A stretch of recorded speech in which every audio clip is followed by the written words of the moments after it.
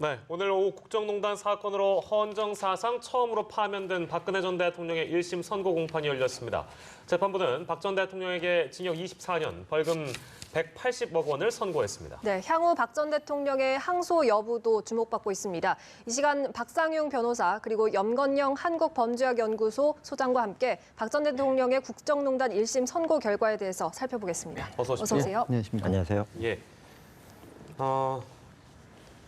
염 소장께서는 1심 네. 선고 어떻게 보셨습니까? 네, 제가 볼 때는 그 호불호는 갈리는데요. 예. 일부 측에서는 형량이 너무 낮지 않냐, 뭐 이런 쪽에 얘기하시는 분들도 있고요. 네. 반대로 형량이 생각보다 높았다 이렇게 얘기하시는 분들도 있는데 네. 제 개인적 사견을 말씀드리면 예. 최순실 씨 형량하고 차이는 그렇게 많이 안 나거든요. 네. 그렇게 놓고 봤을 때는 어떤 그 국정농단이라고 놓고 봤을 때 그거 관련해서 좀 책임을 좀 덜 묻지 않았냐. 저는 개인적으로 이렇게 생각을 하고요. 책임은 덜 묻지 않았냐. 네. 특히 이제 뭐 향후에도 재판이 추가로 있기 때문에 재판부에서 그것까지 생각하지는 않았겠지만 추가로 예. 기소될 부분이나 형량 선고 받는 것까지 좀 어느 정도 감안하지 않았냐 이렇게 생각을 해봅니다. 네, 박상용 변호사께서는요? 검찰이 구형을 네. 징역 30년, 벌금이 1,185억을 구형을 했습니다. 네. 그런데 이번에 재판부에서는 징역 24년. 네. 그러니까 구형 30년에 비해서 24년은 네. 어떻게 보면은 검찰 입장에서는 예. 잘 공소유지를 잘했다 이렇게 생각할 수 있고요. 다만 벌금이 예. 1,185억인데 이번에 재판부에서 인정한 것이 예. 180억입니다. 네. 많이 줄었습니다. 그럼 이 부분에 대해서 과연 검찰이 항소를 할 것인가? 예. 이 부분은 앞으로 귀추가 주목됩니다. 이런 결과가 나온 이유는 어떤 이유에서인지 변호사께서는 보시는지요? 지금 박근혜 전 대통령에게 그 적용된 죄명이 18개입니다. 그렇습니다. 18개 중에 16개가 유죄가 나왔다고 합니다. 예. 특별히 이번 그 죄목 중에서 삼성그룹의 승계 지원을 위한 부정 청탁 예. 네. 이것만 사실상 무죄가 크게 무죄가 나왔을 뿐 나머지 부분은 거의 다 유죄로 인정이 됐습니다. 특히 박근혜 전 대통령의 경우에는 직권남용도 직권남용이지만 일부 무죄가 있었지만은 예. 강요를 한 부분. 그러니까 어떻게 보면은 박근혜 전 대통령이 강요죄, 뇌물보다는 그 강요를 한 의무 없이 일을 막 시킨 거거든요. 그래서 네. 죄질이 아주 안 좋은 것으로 나왔기 때문에 예. 뭐 형량 여부를 떠나가지고 박 전 대통령 입장이나 박 전 대통령을 변호했던 변호사 입장에서는 상당히 좀 치욕스러운 결과다. 네. 이렇게 받아들일 것 같습니다. 네, 근데 오늘 나온 선고가 끝이 아닙니다. 이제 앞으로 국정원 특수활동비나 뭐 이제 20대 총선 불법 개입 혐의로 추가로 재판을 받게 되는데 예. 그렇게 되면 형이 더 늘어날 수 있는 거죠. 네, 당연히 늘어날 수 있습니다. 지금 이현수 국정원 기조실장을 통해서 남재준, 이병기, 이병우 국정원장을 통해 특수활동비가 넘어갔잖아요. 근데 예. 액수가 이게 만만치가 않습니다. 36억 5천 정도가 되는데 이 중에 뭐 우리가 얘기하는 뭐 미용 비용이나 뭐 이런 거 포함해서 박근혜 대통령이 15억을 썼다고 지금 현재 나와 있거든요. 네. 근데 이게 뇌물입니다. 이제 간단하게 얘기하면요. 뇌물죄 같은 경우에는 1억 이상이 실제 인정이 되면 공무원 같은 경우는 10년 이상 실형이 나올 수 있는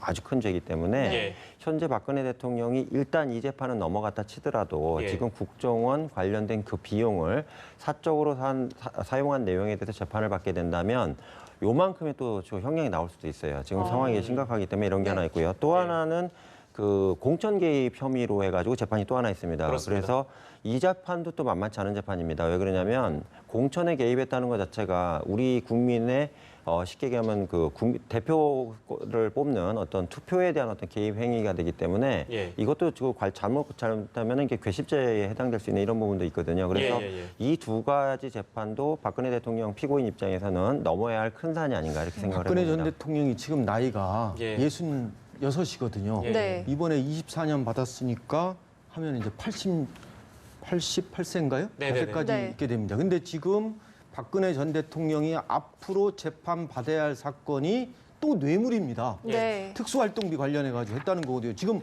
본인은 부인하고 있지만 예. 그런데 이게 1심 재판이 구속된 사람들이 지금 재판을 받다 보면은 금년 6월 4일에 1심이 끝나게 돼 있습니다. 물론 박근혜 전 대통령은 이미 구속돼 있기 때문에 재판 선고 기간은 어떤 영향을 안 받습니다. 네. 그런데 지금 이게 또 만약에 뭐 검찰이 항소를 하든 예. 박근혜 전 대통령이 이 사건에 대해서 항소하게 되면은 예. 지금 이 특수활동비 사건의 선고까지 해가지고 예. 항소를 하게 되면은 2심에서 항소심에서 같이 병합 심리할 가능성이 높다는 얘기입니다. 예, 예. 네.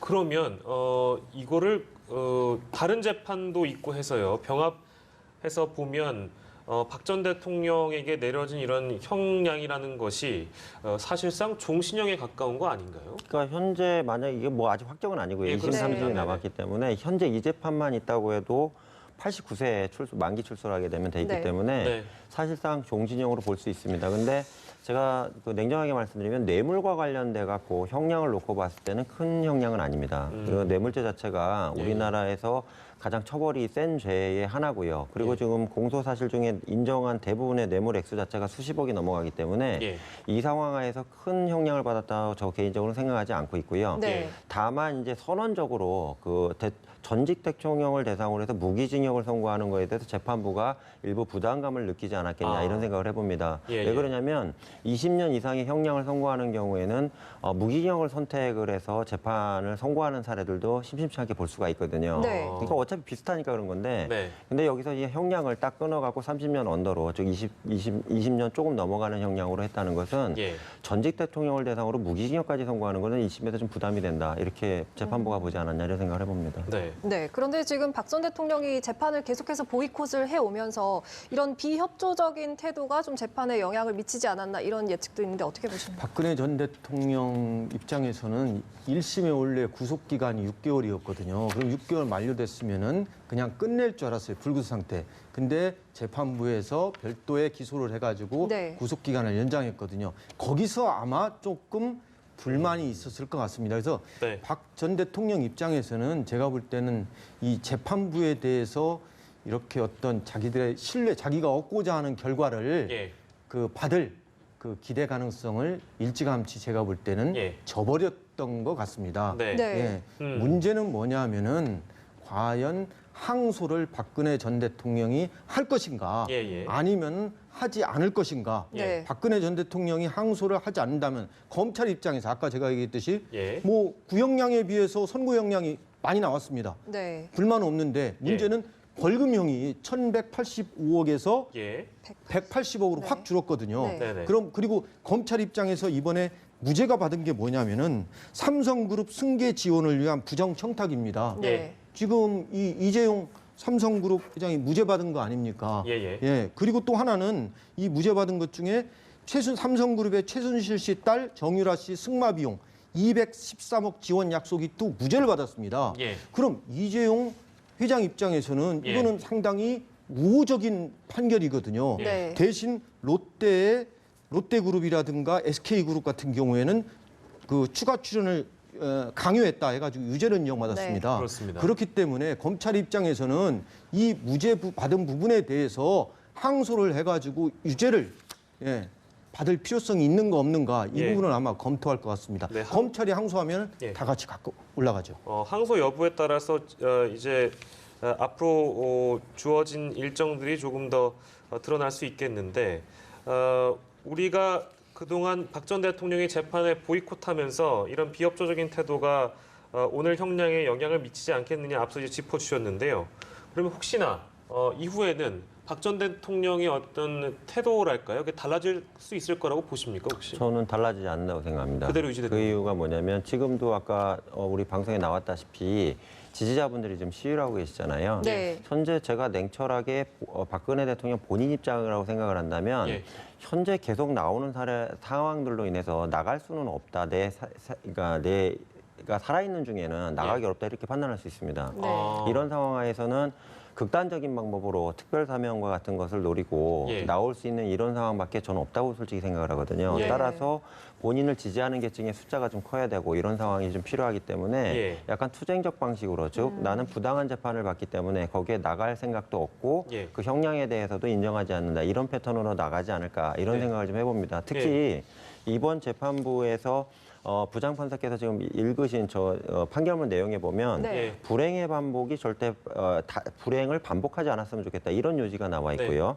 그다음에 엄정한 법 처리를 해야 되는데 이거에 대해서 좀 무시하는 성향이 있지 않나 이런 내용이 나와 있고요. 네. 그다음에 헌법이 부여한 대통령의 책임을 방기했다 이런 부분도 나와 있고요.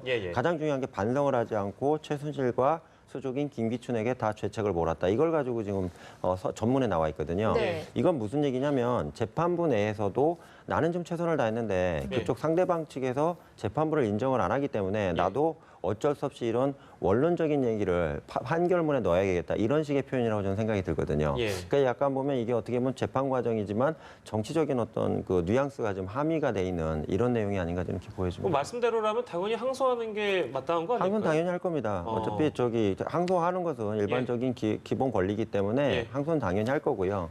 다만 이제 검찰하고 어떻게 붙냐 이게 문제입니다. 아니 박근혜 전 대통령이 항소 안 할 수가 있거든요. 지금으로서 왜냐하면은 국선 변호인은 네. 항소를 하도록 자꾸 설득을 할 겁니다. 근데 박 전 본인은 대통령 안 하겠다고 그렇습니다. 예, 박 전 대통령 입장에서는 내가 항소해도 그대로 할 것 같다. 또 본인이 또 항소심에서 또 출석을 안 할 거고요. 네. 그러는데 이렇게 지금 18개의 죄명이고 또 2가지가 무죄가 났고 이런 쟁점이 많은 사건에 대해서 검찰도 예를 들면은 무죄 받은 부분에서 항소를 안 한다면은 이게 그냥 1심으로 확정돼 버리거든요. 네. 개인적으로는 이렇게 복잡한 사건, 쟁점도 많고 다양한 사건은 검찰이 한번 항소를 통해서 고등법원에서 한번 또다시 한번 좀 법리 공방이라든가 뭐 사실 공방이라든가 한번 해보는 것이 우리나라의 어떤 사법의 품격이나 이런 면에서는 바람직하다고 저는 생각합니다. 예, 알겠습니다. 네, 서울구치소의 기자를 통해서 박 전 대통령 상황을 듣고 왔는데 좀 담담하게 들었다 이런 반응을 보였습니다. 이런 결과를 좀 예측하고 있었을까요?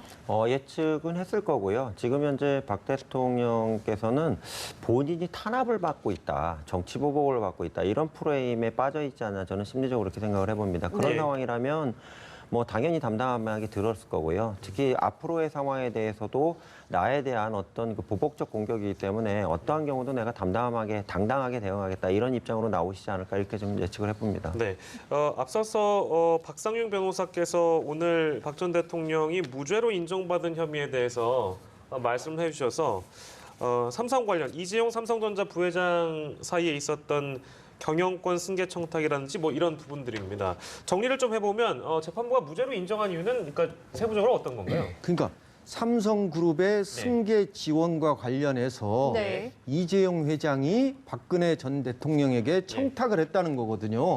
그리고 그 대가로 뭐 지원을 해주라고 했다라는 건데 그 했던 시점에 개별 현안, 그러니까 삼성그룹의 승계 지원, 특히 이제 뭐냐면은 삼성물산과 그리고 제일모직의 인수합병과 관련해서 좀 대통령께서 좀 도와달라.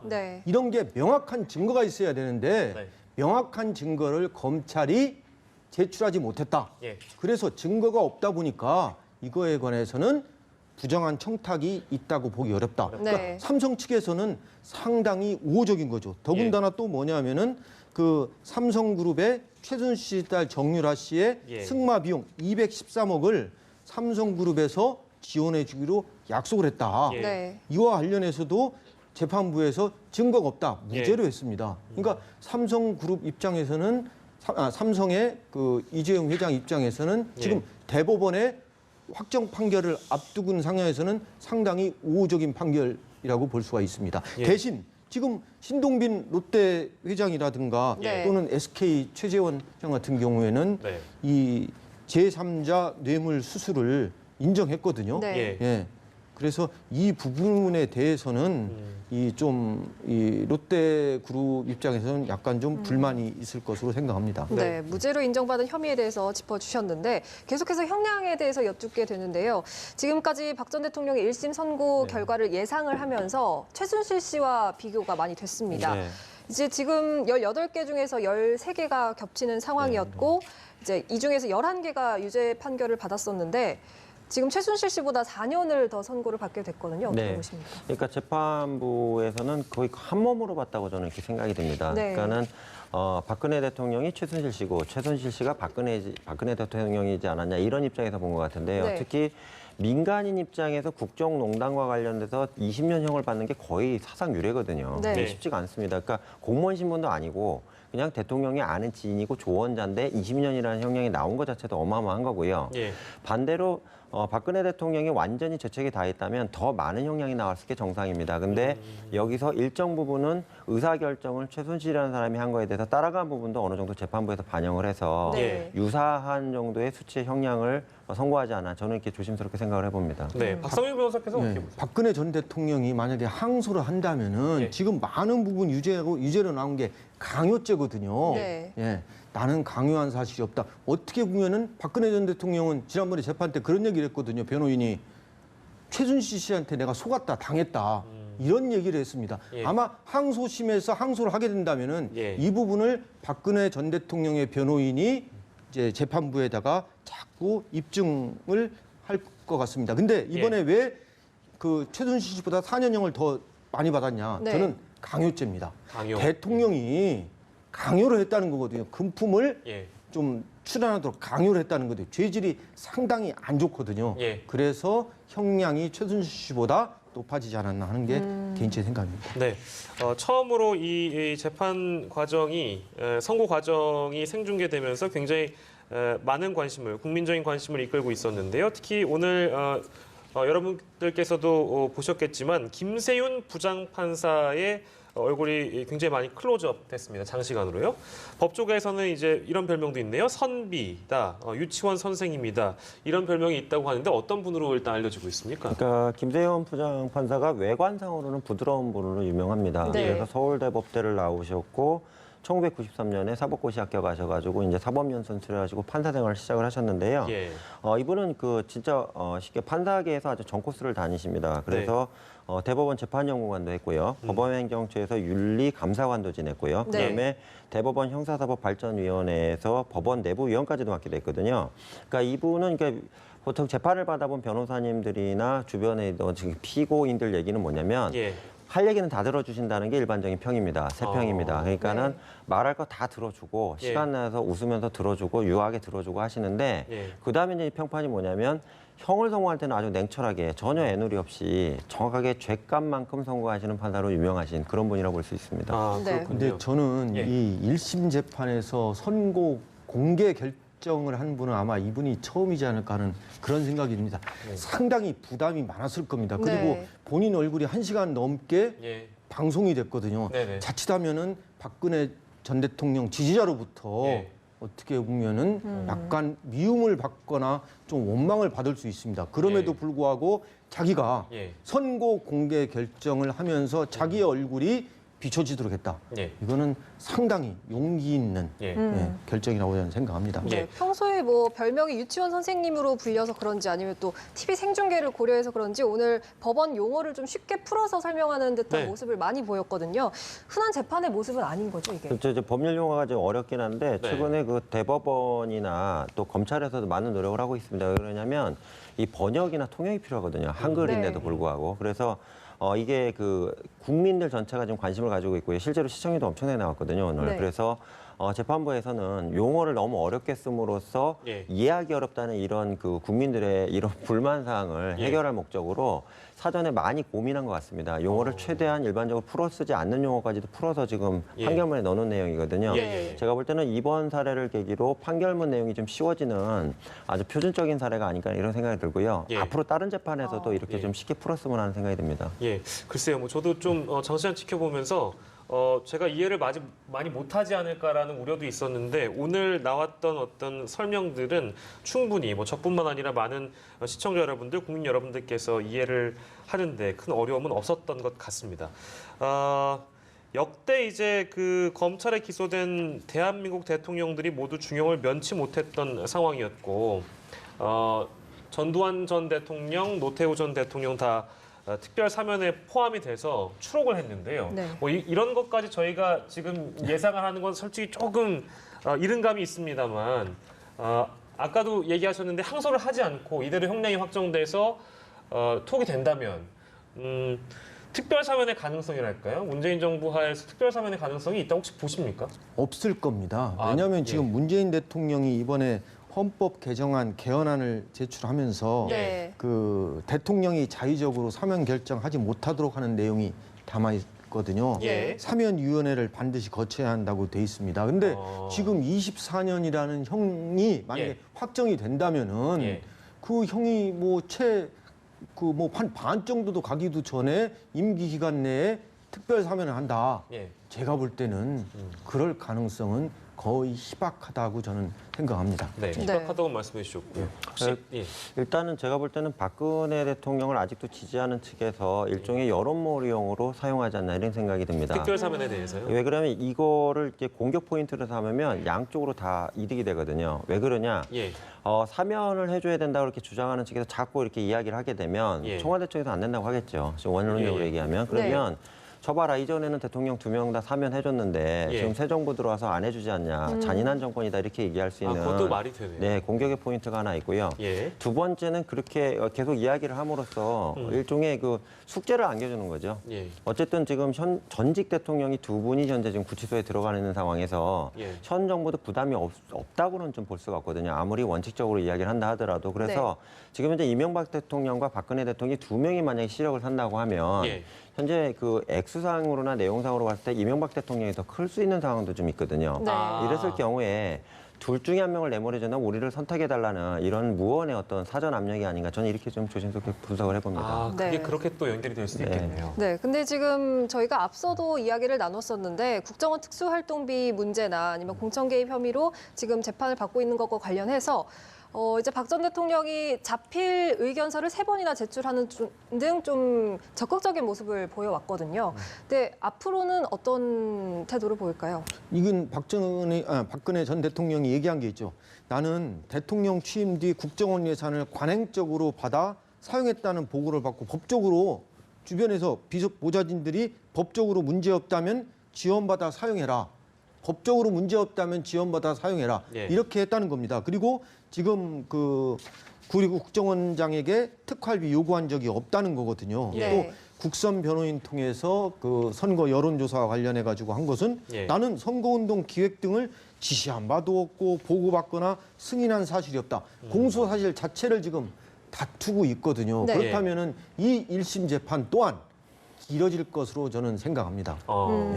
그 일단은 1심 선고가 이렇게 마무리가 됐고 아까도 짚어주셨습니다만 이제 병합 심리가 돼서 대법원 최종심까지 가려면 이게 시간이 적지 않게 걸릴 것 같은데 굉장히 오래 만약에 이 24년 형 선고받은 게 항소심으로 가면은 네. 항소심에서 이 쟁점이 많기 때문에 치열한 공방이 예상됩니다. 근데 예. 지금 이게 같은 거기 때문에 항소심에서 합쳐져야 한다는 겁니다. 네. 1심에서는 판결이 선고됐기 때문에 합쳐질 수가 없는 거거든요. 예. 그런데 지금 특수활동비 사건 같은 경우에도 예. 이게 지금 박근혜 전 대통령이 부인하고 있거든요. 그리고 박근혜 전 대통령 입장에서는 지금 불구속된 상태에서 예. 구속이 됐기 때문에 이미 예. 이 사건은 구속이 됐기 때문에 불구속된 상태에서 재판받기 때문에 예. 어떤 재판 기간의 제한을 받지는 않습니다. 다만 예. 지금 추측컨대 이미 구속된 사람이 있기 때문에 예. 이 특수활동비로 아마 1심의 구속 기간이 6개월이거든요. 예. 6월 4일 안에는 이 재판도 끝나지 않느냐. 예. 네. 그럼 이 재판이 끝나게 되면은 이거 유죄가 나면 항소할 거고 무죄가 나도 검찰이 항소할 거고 예. 그러면은 그때 지금 24년형 받은 사건하고 예. 같이 항소심에서 병합이 될 것이다. 네. 네. 그러면은 유죄로 나면은 24년보다 더 많이 날 것이다라는 겁니다. 이게 지금 이 국정농단 관련 재판에서 재판에 넘겨진 인원이 워낙에 많아가지고요. 네. 저도 뭐 지금 그 숫자를 헤아릴 수가 없을 정도로 대략 10명 가까이 아마 될 겁니다. 그 네. 대부분 항소를 했고 지금 말씀하신 대로 적지 않은 시간이 걸릴 것으로 예상되는데 소장께서는 어느 정도로 기간을 예측하세요? 일단은 재판이 2개가 더 있기 때문에 예. 그 재판이 이제 뭐 의견서는 저 박근혜 대통령 측에서 제출을 했거든요. 그래서 의견서를 보고 또 검찰과 치열한 공방을 하기 때문에 최소한 1심 정도의 시간이 경과되지 않겠냐. 지금 재판의 정도에 이 정도 생각이 들고요. 예. 만약에 지금 오늘 선고받은 것도 항소심이 또 진행이 된다면 그것도 또 이제 시간이 걸리게 시간이 하겠어요. 걸리고요. 그래서 네. 잘못하면 문재인 대통령 임기 내내 예. 박근혜 대통령 관련된 재판을 하다가 시간을 좀 소진할 수 있지 않을까 이런 생각이 좀 듭니다. 네. 네. 근데 박근혜 전 대통령이 뭐 이 재판을 좀 1심 재판에 좀 뭐 불만을 품어가지고 예. 항소를 포기한다 하더라도 제일 걸리는 대목이 아마 네. 제가 볼 때는 그 롯데그룹 그 70억 묵시적 부정청탁 관련해가지고 제3자 뇌물 유죄 인정한 부분이 있습니다. 네. 그리고 SK에 89억 요구해가지고 이 부분 역시 그 제3자 뇌물 요구한 부분이 있습니다. 네. 박근혜 전 대통령이 이 모든 책임은 나한테 묻고 다른 기업이라든가 이런 데는 좀 묻지 말아달라라고 하면은 박근혜 전 대통령 측 입장에서는 예. 이거를 굴복을 해가지고 예. 항소를 해야 네. 이 사람들이 어떤 좀 유리하게 될 수가 있거든요. 그래서 예. 박근혜 전 대통령과 박근혜 전 대통령 그 국선 변호인이 아니라 예. 처음에 변론했던 사람들하고 예. 이 부분에 대해서 고민을 할 것이라고 생각합니다. 검찰 또한 예. 지금 30년 구형했는데 24년 받았다. 예. 물론 만족할 수 있겠지만은 네. 삼성그룹과 관련해 가지고 무죄가 났거든요. 네. 예. 그리고 검찰이 항소를 하면은 이 재판이 그래도 2심에서 다뤄져 가지고 좀 공정하다는 평가도 받을 수 있거든요. 예. 그래서 그 부분에 대해서 검찰도 고민을 할 것이라고 저는 생각합니다. 네. 변호사님 말씀대로라면 검찰은 그럼 2심에서는 어떤 전략을 추가적으로 세우고 있을까요? 삼성그룹 네. 지금 이재용 그 부회장의 예. 네. 그 그룹 승계 지원과 관련해 가지고 예. 지금 증거가 없다. 예. 예. 무죄가 났거든요. 지금 네. 대법원에서 지금 그 다투고 있는 사건이거든요. 예. 그렇기 때문에 제가 볼 때는 이 부분과 관련해서 아마 그 항소를 한다면 충분히 항소 이유가 되고 또 벌금이 자기들이 요구하는 1,185억 원보다 180억 원 확 줄었습니다. 네. 근데 이 부분을 만약에 검찰이 항소를 안 하게 되면은 예. 받아들인다는 거거든요. 그러면 이재용 부회장의 대법원에 지금 개중인 때 이재용 부회장의 변호사 입장에서는 예. 좋은 자료가 되겠죠. 그러니까 지금 저희가 계속 그 반복적으로 얘기가 나옵니다만 오늘 나왔던 이 선고에서는 이재용 삼성전자 부회장 측에게는 상당 부분 유리한 판결들이 나왔다 이렇게 우리가 쉽게 정리할 수 있는 거잖아요. 예. 근데 반대로 보면 그 이재용 전 부회장 쪽에서는 앞으로 어떤 전략을 가져갈까요? 현재는 되게 머리가 복잡할 겁니다. 왜 예. 그러냐면 본인과 관련돼서는 재판에서 어느 정도 승소를 해갖고 이재용 회장이 지금 나온 상황이기 때문에 예. 본인 입장에서는 이게 지금 박근혜 대통령과 관련해서 일단 무죄 나왔잖아요. 예. 나오니까 일단은 편한 입장이 될 수 있지만 네. 아까 변호사님 말씀하셨다시피 지금 현재 검찰에서 가장 아킬레스건으로 보는 게 지금 삼성 관련된 거거든요. 네. 그래서 지금 관련해서 이제 스포츠 재단이나 이쪽에 예. 관련된 뇌물 자체를 인정을 안 했기 때문에 이게 가능하리라고 할 수 있는 내용들을 지금 증거를 계속 추가로 찾아서 예. 네. 항소 재판에서 아마 지금 공략을 할 거 아닌가 이런 생각이 들고요. 네. 다만 이제 그렇게 공략을 했다 하더라도 실제 증거가 있어야 될 거 아니에요. 예, 예. 뭐 이명박 대통령 같은 경우에 영포빌딩에서 엄청난 서류가 나왔고요. 예. 그러한 어떤 그 쉽게 얘기하면 스모킹홈이라고 핵심 하죠. 증거요? 네, 이게 만약에 나오지 않는다면 아. 검찰에서도 약간 좀 고전을 하지 않을까 이렇게 생각을 그러니까 합니다. 오늘 1심에서 결국에는 증거가 충분치 못하다라고 재판부에서 못을 박아버렸기 때문에 검찰 입장에서는 특히 이 삼성 관련된 부분은 증거를 보강하려고 당연히 노력할 수밖에 없는 상황이겠네요. 더구나 이 법원에서 오늘 삼성의 그 영재센터 지원과 관련해 가지고는 예. 박근혜 전 대통령이 오히려 강요를 했다 이렇게 했거든요. 그러니까 네. 삼성이 피해자, 강요죄 피해자인 듯한 그런 거를 했습니다. 그래서 예. 삼성은 상당히 이 오늘 판결문을 갖고서 예, 예. 대법원에 그 답변서 낼 때 지금 상고를 검찰이 한 거거든요. 예. 이용할 수 있는데 문제는 뭐냐면 SK나 이런 데 같은 경우 롯데 같은 경우에는 상당히 지금 불리한 판결이거든요. 예. 예. 근데 이거 뭐 정리하는 차원에서 다시 여쭙습니다만, 물론 개입된 부분들이 너무 다르고 기업마다요. 근데 삼성은 이렇게 유리한 판결이 나오고 롯데는 상당 부분 불리한 판결이 나온 것은 사실입니다. 이런 온도 차이가 어디서부터 근본적으로 발생하는지 좀 정리를 해주실까요? 그러니까 이게 증거죠. 증거에 대한 차이다. 문제는 뭐냐면은 예. 자 삼성이 출연하게 된 그러니까 대가가 네. 대가성이거든요. 예.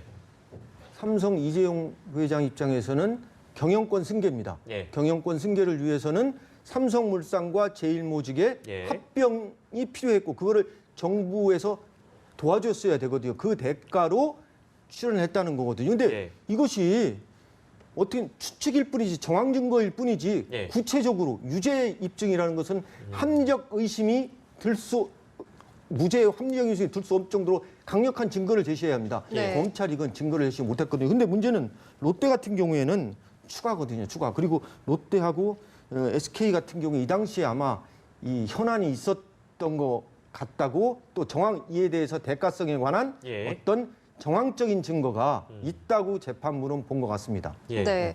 그리고 헌정 사상 처음으로 지금 대통령직에서 파면된 이 박 전 대통령의 형사 재판이 이제 기소부터 거의 1년 가량이 흘렀습니다. 각가지 진기록을 남긴 걸로 알고 있는데 좀 정리해 주시죠. 그러니까 지금 박근혜 대통령 사건과 관련해서 진기록은 기간상으로 이제 엄청나게 깁니다. 네. 네. 이거 상황 관련해서 지금 여러 가지 자료가 있는데요. 제가 정리를 해드리면 예. 첫 번째로는 여기 관련돼서 뭐 박근혜 대통령뿐만 아니라 최순실, 안종범, 신동빈, 정호성 이렇게 해서 50여 명 이상의 네. 예. 많은 인원들이 지금 들어가 있고요. 여기에 또 버라이어티한 게 좀 다양한 게 이화여대 학사 비리부터 해가지고 뇌물, 그때 시작이 됐습니다. 네 그리고 이제 그 기업과 관련된 강요, 예. 그다음에 뭐 심지어는 공무원 을 이제 파면을 시켜라, 뭐 내보내라 하는 이 공무원 인사 개입, 예. 그다음에 CJ그룹 이미경 회장 또 쫓겨났다는 건 뭐 내용 나왔잖아요. 네. 그래서 이게 타 기업의 인사, 예. 특히 CEO까지 퇴직시키는 이런 내용까지 해서 지금 내용이 들어가 있고요.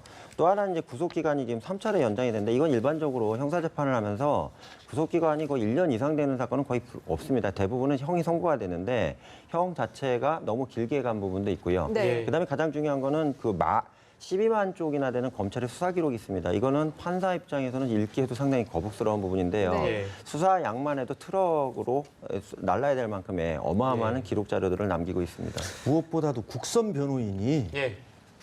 자기 의뢰인, 피고인 박근혜 전 대통령을 만나지 않고 네. 변론을 했다. 그리고 국선 변호인들이 상당히 제가 볼 때는 성실히 했다. 예. 이렇게 하는 변호인 전 보지 못했거든요. 네. 그리고 박근혜 전 대통령이 출석은 안 했다. 장기간 출석을 하지 않는 상태에서 출석 없이 재판을 받았다. 예. 그리고 이 적용된 제목이 직권남용, 강요입니다. 예. 이게 제대로 적용되는 사례가 별로 없었거든요. 그래서 네. 직권남용, 근데 이번에 검찰이 좀 생각해야 할 부분이 강요죄는 인정이 됐는데 예. 직권남용 부분에 대해서는 무죄 판결 받은 게 많이 있습니다. 예. 네. 이 부분은 한번 좀 검찰에서 좀 고민을 해봐야 한다고 생각합니다. 예.